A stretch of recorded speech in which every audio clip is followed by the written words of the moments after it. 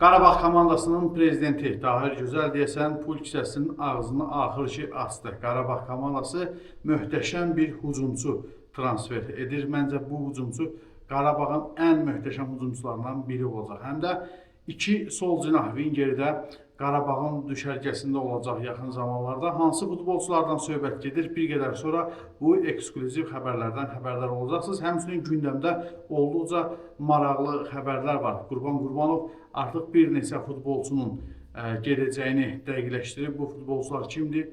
Bunu da sizin nəzərinizə çatdıracağıq. Həmçinin digər maraqlı transfer və digər xəbərlərdən xəbərdar olacaqsınız. Sadəcə videonu sona qədər izləmək lazımdır və fikirlərinizi mütləq şərhlər bölümündə yazın, dəyərli izləyicilər.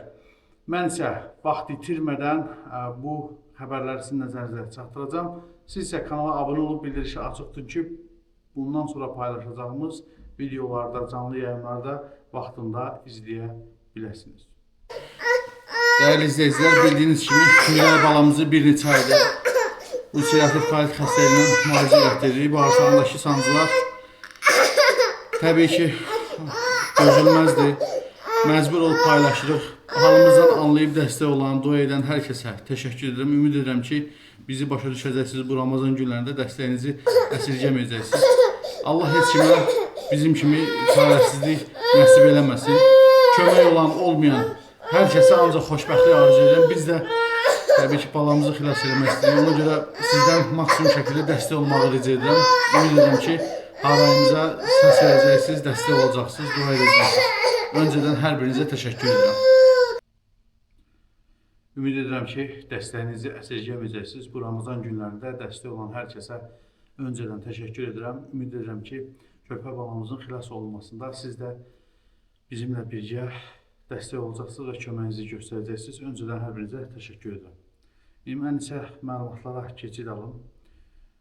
Bəli, bir qədər öncə qeyd etdiyim kimi Qarabağ komandası artıq desən kisənin ağzını açıb və möhtəşəm bir hücumçu transfer etməyi hədəfləyir. Bu hücumçu kimdir? Bu barədə ilk öncə sizləri məlumatlandırmaq istəyirəm və yeni transferi inşallah tezliklə Qarabağın düşərgəsində görmək istəyirik. Futbolçu haqqında bir qədər sizləri məlumatlandırım.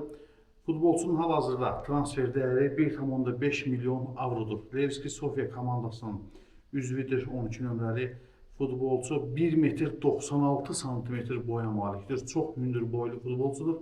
27 yaşı var. O Mali əsilli, Afrika əsilli, amma Fransanın Paris şəhərində doğulmuş bir futbolçudur. Qeyd edim ki, mərkəz hücumçusudur. Sağ ayağı işləkdir. O, sol cinah və sağ cinahda da çıxış etməyi bacarır və hal-hazırda karyerasının zirvəsindədir deyə bilərik. Onun Levski Sofia ilə müqaviləsi 30 iyun tarixində, 2027-ci il 30 iyun tarixində başa çatır. 2024-cü ildən Levski Sofianın şərəfini qoruyur. O, Bolqarıstanın Elbet liqasında son deməli 20 oyunda çıxış edib və 20 oyunda 9 qol vurub və 3 qol ötürməsi ilə yadda qalıb. Sizcə möhtəşəm deyilmi? Məncə bu futbolçu Qarabağa çox fayda verə bilər. Həqiqətən də hündür boylu futbolçudur. 1 metr 96 santimetr boyu var. Məndən də arası 7-8 santimetr belə deyil, uzundur. Çox hündür boylu futbolçudur və Qarabağ ikinci mərtəbədə çox əziyyət çəkir. Düşünürəm ki, bu hücumçunun Qarabağa gəlməsi çox faydalı ola bilər. Siz nə düşünürsünüz bu barədə? Öz fikirlərinizi yazın şərhlər bölümündə. Və Qarabağ komandasının digər transfer etmək istədiyi futbolçu haqqında da sizi məlumatlandırırım. Dünən bu barədə məlumat vermişdik Qarabağın təklif göndərməsi ilə bağlı. Bu futbolçu da artıq Qarabağın təklifini qəbul edib və onun yaxın günlərdə Bakıya Qarabağın bazası ilə tanış olmaq üçün gələcəyi bildirilir. Qeyd edim ki, bu futbolçunun müqaviləsi klubu ilə 31 may tarixində başa çatır. Omonia Kipr komandasının üzvüdür. Omonia Aradipu komandasının üzvüdür. Sol cinah Vingerdir. Amma alternativ hücumçu kimi və yaxud sağ cinah vingeri kimi də çıxış edə bilir. 1 metr 81 sm boyu var. Qurban Qurbanov valla bunu mərkəz uzunçusu kimi də oynada bilər. Çünki hər iki ayağı işləkdir və hücumlarda çox aktiv iştirak edən futbolçudur. Ona görə də düşünürəm ki, Qarabağa gəlsə fayda verə biləcək futbolçudur. Baxmayaraq ki, hal-hazırda transfer dəyəri 375 min avrodur. Qarabağda tezliklə dəyərini də yüksəldə bilər ki, elə bu futbolçu da Qarabağa növbəti mərhələ, növbəti tramplin kimi baxır. Fransanın Lens şəhərində doğulub, amma Mərakeş əsilli futbolçudur. Afrika Futbol deməli xəbər agentliyi də bu futbolçunun Qarabağa keçmək üzrə olduğunu, həmçinin onun tezliklə Qarabağda böyük dəyər qazanacağına inandıqlarını açıqlayıb. Biz də bu xəbəri sizin nəzərinizə çatdırdıq. Görək bu futbolçu Qarabağın düşərgəsinə hansısan qoşulacaq. Çox güman ki, Qarabağla yaxın günlərdə ön müqavilə bağlanılacaq. Hətta Sport Info'nun verdiyi məlumata görə artıq ön müqavilə bağlanılıb. Yayda bu futbolçu azad agent statusu ilə Qarabağın düşərgəsinə qoşulacaq. Bilirsiniz, Abdullah Zubir artıq yaşlanır. Sol cinahda yeni futbolçulara ehtiyacı var. Onlardan biri də məhz elə indi sizlərə təqdim etdiyim Jali Muadib idi. Bununla yanaşı Qarabağ komandısı daha bir sol cinah vingeri transfer etməyə hazırlaşır. Hal-hazırda ekranda bu futbolçunu görürsünüz. Söhbət Leo'dan gedir. Leo kimdir? Bu barədə məlumatı sizin nəzərinizə çatdırım. Hal-hazırda 700 min avro qiyməti olan Fluminense, Portuqaliya 2-ci liqası təmsilçisi Fluminense'nin üzvü olan futbolçunun yaya qədər müqaviləsi var klubu ilə. Yayda azad agent statusu ilə Qarabağın düşərgəsinə qoşula bilər. Bu futbolçu ilə Qarabağın anlaşdığı bildirilir. Boyu 1 metr 77 santimetrdir, 26 yaşı var, Portuqaliya doğumludur, Penela şəhərində doğulub və sağ ayağı işləkdir. Sol cinah vingeri olsa da sağ cinah vingeri kimi də çıxış edə bilir, 26 yaşı var. Bəli, dəyərli dostlar, bax bu futbolçu da Qarabağın hədəfindədir. Sizcə Qarabağa fayda verə biləcək futbolçudurmu? Bu 3 transfer reallaşsa, məncə Qarabağın hücum xətti əla vəziyyətə gəlmiş olar. Düşünün, hücumun sivri ucunda Mustafa'nı görsək, sol cinahda isə Leandro José dos Santos Talheira, hansı ki indi təqdim elədim sizlərə, bu futbolçu olsa və Abdullah Zubir də təbii ki hələ ki öz gücündədir və sağ cinahda Leandro Andrade var, Aleksey Kaşuk var, Kali Borges o zonada oynaya bilir. Məncə kifayət qədər möhtəşəm bir hücum üçlüsü öndə ola bilər. Siz də öz fikirlərinizi yazın, dəyərli dostlar, bu barədə. Mən isə növbəti xəbərlərə keçid alım. Dəyərli dostlar, Ramil Şeydayev komandadan ayrılacaq. Yayda bilirsiniz, Ramil Şeydayev müqaviləsi başa çatır. Qurban Qurbanov artıq qəti qərar verib ki, Ramil Şeydayevlə yeni müqavilə imzalanmayacaq. Çünki Ramil Şeydayevə növbəti dəfə şans verdi Qurban Qurbanov, amma artıq onda irəliləyiş olmadığını gördüyü üçün müqaviləni uzatmaq fikrində deyil. Düzdür, Ramil Şeydayevin hal-hazırda 29 yaşı var, amma irəliləyiş olmadığı üçün Qurban Qurbanov artıq konkret qərar verib. Çox zəngin karyerası var əslində Ramil Şeydayevin. Zenit, Rubin, Krılya Sovetov, Dinamo Moskva, Trabzonspor, Kocaeli Spor, Jilina, Buriram United və ölkəmizdə Sabah və Neftçidə də tərtöküb Qarabağla yanaşı. Gördüyünüz kimi kifayət qədər güclü komandalarda və kifayət qədər çox saylı klubda karyerası var Ramil Şeydayevin, amma bir şəkildə özünü inkişaf elətdirə bilmədi deyərdim. Nəysə, Ramil Şeydayevlə yanaşı Qurban Qurbanovun yola salacağı dəqiqləşən digər futbolçu Sami Emamidir. Bunu sizin nəzərinizə çatdırmışdıq. Bugünkü xəbərimiz ondan ibarətdir ki, Sami Emami vaxtından əvvəl göndərilə bilər.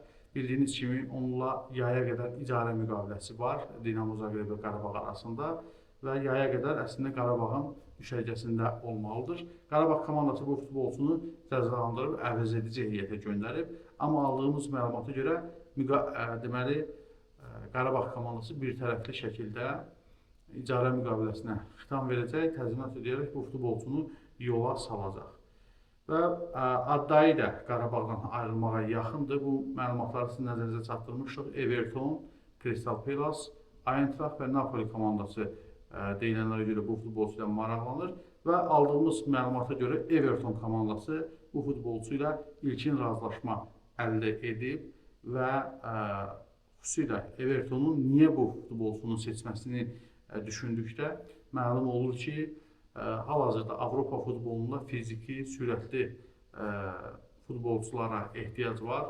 Addayinin belə deyək, taktiki baxımdan bir qədər geri qalması klubları narahat etmir. Onlar fikirləşirlər ki, fiziki möhkəm və sürətli futbolçunu transfer edib, onları taktiki baxımdan da inkişaf elətdirə bilərlər. Ona görə də Addayinin elçiləri çoxdur. Hal-hazırda 1,5 milyon avro dayında qiymətləndirilir. Amma Qarabağ komandası Addayinin gedişindən heç bir pul qazanmayacaq. Çünki yayda artıq azad agent statusu qazanacaq və azad agent kimi Qarabağdan ayrılıb başqa kluba keçəcək. Qarabağın qazanc əldə edə biləcəyi isə gənc futbolçu Əli Bəşirovdur. Həm də 18 yaşlardan ibarət milli komandamızın üzvü olan Əli Bəşirov Fransa klubunun hədəfindədir. Söhbət Strasbourg komandasından gedir. Məlumatı sizin nəzərinizə çatdırım.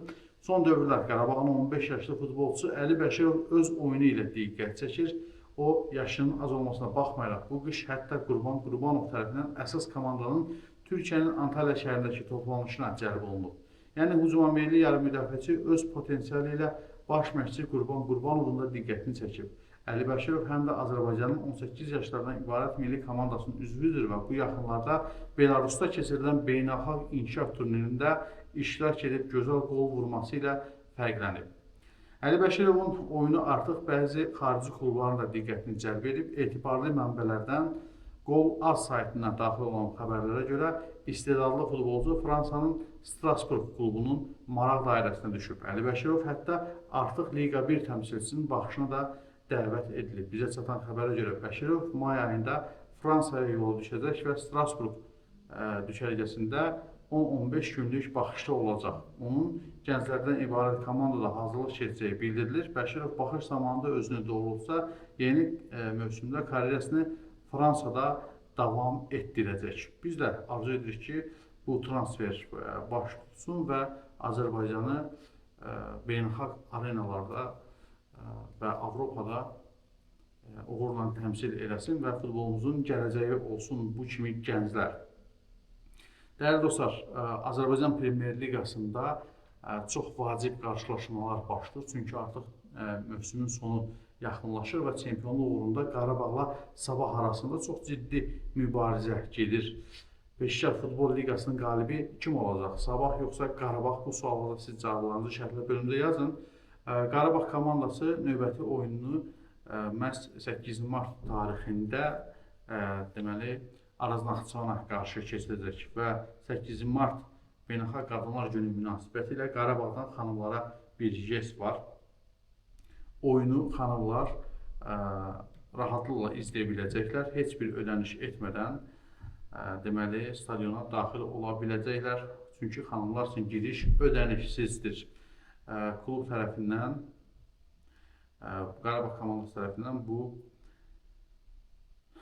deməli bəyanat verilib və 19-15-də sabah bu görüş baş tutacaq. Qarabağ komandası elə bu oyundan söhbət düşmüşkən itkilərlə bu oyuna çıxacaq. Kadi Borges bildiyiniz kimi qırmızı vərəqəsi olduğuna görə, daha əvvəlki oyunlarda qırmızı vərəqə aldığına görə bu oyunu buraxacaqsa, Matheus Silva da sarı vərəqə limitini doldurduğuna görə bu oyunu buraxmalı olacaq. Sabahla 3-3 bitən qarşılaşmada məhz Matheus Silva sarı vərəqə almışdı və ona görə də bu maçı buraxmalı olacaq. Onu da sizin nəzərinizə çatdırım. Yəni, nə Matheus Silva, nə də Kohalski sabahki oyunda olmayacaq, dəyərli dostlar. Və bir təsviredici xəbəri sizin nəzərinizə çatdırmaq istəyirəm. Ekranda hal-hazırda gördünüz. Bilirsiniz, Amerika, İsrail və İran arasında müharibə davam edir. Amerikada insanlığa sığmayan bir hadisə baş verib. Belə ki, mərd saytları proqnozlar açıblar və belə deyək, insanlar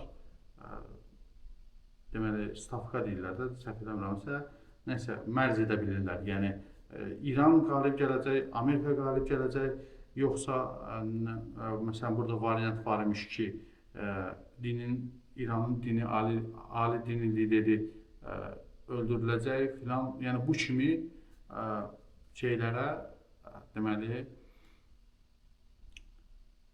stavka edə bilir Amerika vətəndaşları və çox üzücüdür ki, hər gün 10 minlərlə insanlar ölür və Amerikada belə bir şeyi mərc alətinə çevirirlər. Bu da bir üzücü xəbərdir. Allah ölkəmizi qorusun, çünki bizim regionda hadisələr baş verir və bunun bizə də necə təsir etdiyini gördük. Naxçıvana da İran tərəfindən təəssüf olsun ki, PUA-lar belə deyək, zərbələr endirilmişdi və ölkəmiz tərəfindən də layiqli açıqlamalar verildi və ümid edirəm ki, ölkəmiz ən az ziyanla bu hadisələrdən çıxar. Çünki bölgəmizdə baş verən hadisələr istər-istəməz həm iqtisadi baxımdan, həm digər baxımdan təsir göstərəcək ölkəmizə də bu hadisələr. Belə, dəyərli dostlar, sizlərlə indi sağlaşmaq məcburiyyətindəyəm. Növbəti videoda görüşmək ümidi ilə kanalımıza abunə olub bildirişi açıq tutsanız, növbəti daha maraqlı videoda görüşəcəyik. Hələlik.